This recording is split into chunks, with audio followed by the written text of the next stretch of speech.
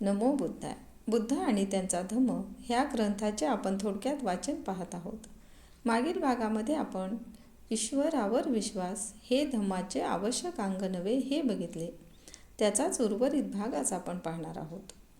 भगवान बुद्ध म्हणतात, वासेट, मला सांग, जर लोकांनी तुला विचारले, मित्रा, ज्या अतिसुंदर स्त्रीवर तू इतके प्रेम करीत आहेस आणि जिची तू वांछा धरीत आहेस, ती आहे तरी कोण? ती क्षत्रिय जातीची आहे की ब्राह्मण आहे की वैश्य जातीची आहे की शूद्र जातीची आहे?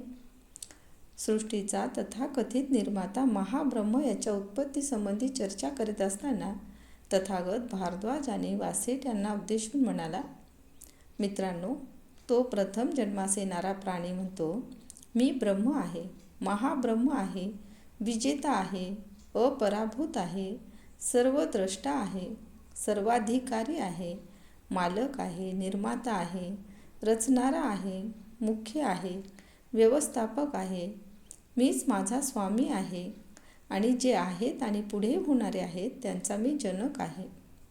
माझ्यापासून हे सर्व प्राणी जन्मास आले आहेत. याचा अर्थ असा की जे आज आहेत आणि भविष्य काळात होणारे आहेत त्यांचा ब्रह्म हा पिता आहे. तुझे म्हणणे असे आहे की पूज्य, विजेता, अपराभूत जे आहेत आणि होणारे आहेत त्यांचा जनक, ज्यांच्यामुळे सर्वांची उत्पत्ती झाली असा जो ब्रह्म, तो स्थायी आहे, सतत राहणारा आहे, नित्य आहे, अपरिवर्तनशील आहे, तो अनंत काळ असाच राहणारा आहे. तर मग त्या ब्रह्माने उत्पन्न केलेले आम्हीही लोकी येऊन अस्थायी, अनित्य, परिवर्तनशील, अल्पजीवी, मरणधर्मी कसे झाले? ह्या प्रश्नाला वासेटाजवळ उत्तर नव्हते. तथागतांचा तिसरा विचार हा ईश्वराच्या सर्व शक्तिमत्ते संबंधी होता.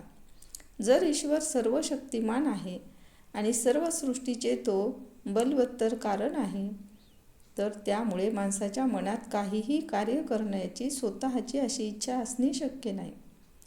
त्याला काही करण्याचीही आवश्यकता नाही. काही करण्याची त्याला इच्छा किंवा प्रयत्न करण्याचा संकल्पही स्फुरणार नाही. यामुळे मनुष्य प्राणी म्हणजे या जगातील कोणतेही कार्य ज्याला करावे लागत नाही असा एक निष्क्रिय प्राणी ठरेल. असे जर आहे तर ब्रह्माने माणसाला निर्माणच का केले? यालाही वासेटाजवळ उत्तर नव्हते.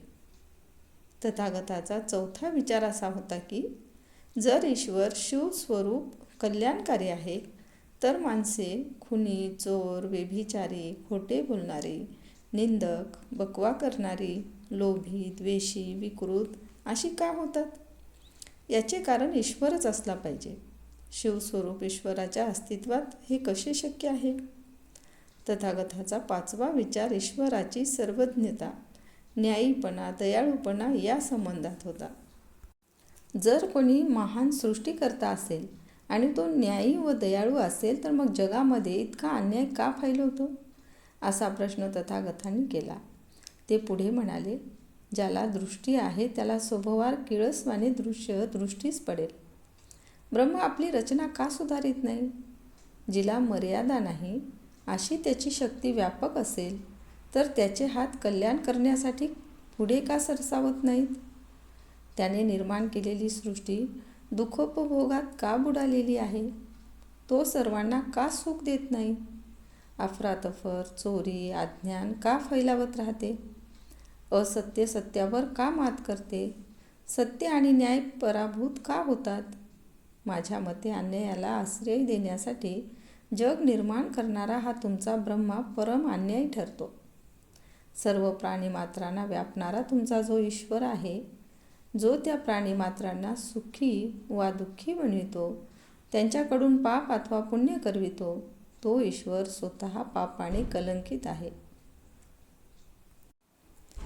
एक तर मनुष्य त्या ईश्वराच्या इच्छेप्रमाणे वागत नसावा, किंवा तो ईश्वर तरी न्यायी आणि चांगला नसावा, अथवा तो आंधळा असावा.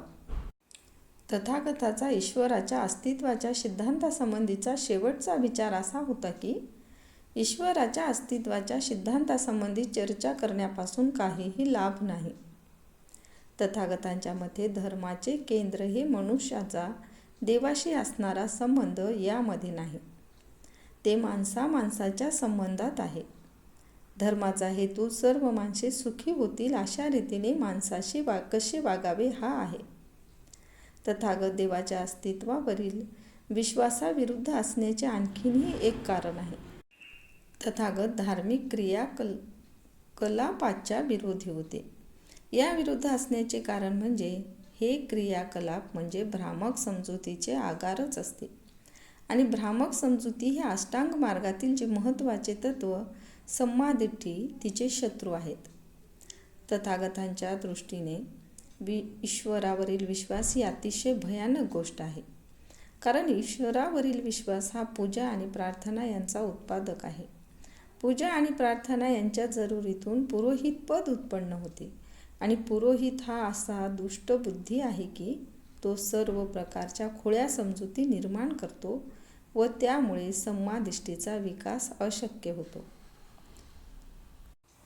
ईश्वराच्या अस्तित्वावरील विश्वासासंबंधीचे हे विचार व्यवहारी होते, पण ते बहुंशी सैद्धांतिक होते.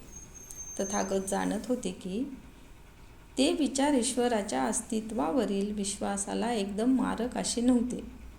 तथापि अशी मात्र कल्पना करू नये की मारक असा विचार त्यांच्याजवळ नव्हता. त्यांनी एक असा विचार मांडला आहे की तो निसंदेह देवावरील विश्वासाचे खंडन करणारा आहे. हा विचार प्रतित्य समुत्पाद या सिद्धांतात अंतर्भूत आहे. ह्या सिद्धांतानुसार ईश्वर आहे किंवा नाही हा प्रश्न महत्त्वाचा नाही. त्याप्रमाणे ईश्वराने ही सृष्टी निर्माण केली किंवा नाही हाही प्रश्न मुख्य नाही. खरा प्रश्न असा आहे की निर्मात्याने ही सृष्टी कशी निर्माण केली. ईश्वराच्या अस्तित्वावरील विश्वासाचे समर्थन हे जग कसे निर्माण झाले ह्या प्रश्नाच्या उत्तराचा निष्कर्ष आहे. महत्त्वाचा प्रश्न हा आहे की ईश्वराने सृष्टी भाव काही पदार्थ यातून उत्पन्न केली की अभाव शून्य यातून निर्माण केली.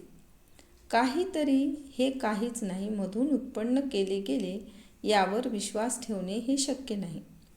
जर तथाकथित ईश्वराने काहीतरी हे काहीतरी मधून निर्मिले असे म्हटले तर ज्या काहीतरीतून जे नवे काहीतरी निर्मिले ते निर्मितीपूर्वच अस्तित्वात असले पाहिजे.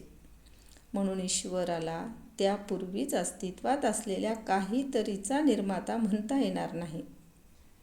जर ईश्वराने काही वस्तू निर्माण करण्यापूर्वी कोणीतरी काहीतरी निर्मिलेले असेल तर ईश्वराला निर्माता अथवा आदी कारण असे म्हणता येणार नाही. ईश्वराच्या अस्तित्वासंबंधीच्या विश्वासाविरुद्ध तथागतांचा शेवटचा असा निर्विवाद विचार होता. ईश्वर हा सर्व सृष्टीचा निर्माता आहे हा विश्वास तर्कदृष्ट असल्यामुळे तो अधर्म आहे.